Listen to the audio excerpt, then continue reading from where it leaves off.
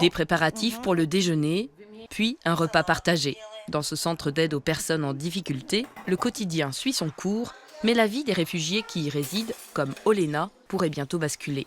En cause, le veto du nouveau président polonais à la loi qui devait prolonger l'aide destinée aux Ukrainiens. Саме зараз моє життя залежить від цієї ситуації, яка зараз тут у Польщі. Чи продовжать нам статус, чи не продовжать.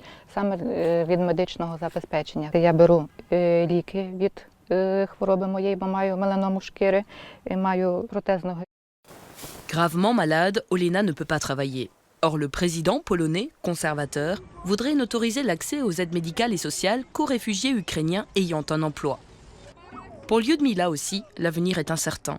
Cette veuve a fui l'Ukraine avec ses 3 enfants. Les voir grandir à l'abri des bombes russes est un soulagement, mais elle peine à trouver un emploi stable. Les allocations familiales qu'elle risque de perdre lui permettent de joindre les deux bouts. My robimy z tego opłaty za przedszkole, żeby jedzenie, tak? Jedzenie tam do szkoły, do przedszkoli, jakiś taki, no jeszcze coś dla dzieci kupić, jakieś ubrania. Także dla nas to jest wielka pomoc. La Pologne a accueilli près d'1 million de réfugiés ukrainiens depuis le début de la guerre, mais la solidarité s'essouffle. Aujourd'hui, selon plusieurs instituts de sondage, 3 Polonais sur 10 ont une opinion négative à leur égard.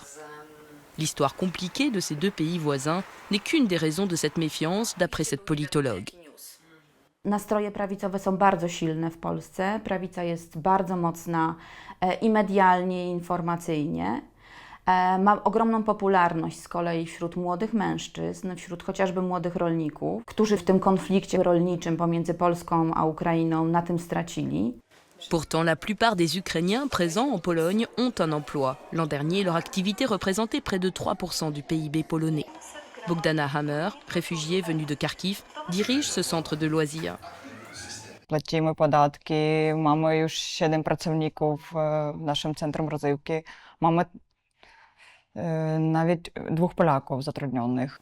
Après le refus présidentiel de prolonger les aides aux Ukrainiens s'ils ne travaillent pas, le Parlement polonais débat du statut de ces réfugiés, avec la quasi-certitude que la nouvelle loi réduira leurs droits. Une inquiétude de plus pour ceux qui ont déjà tout perdu.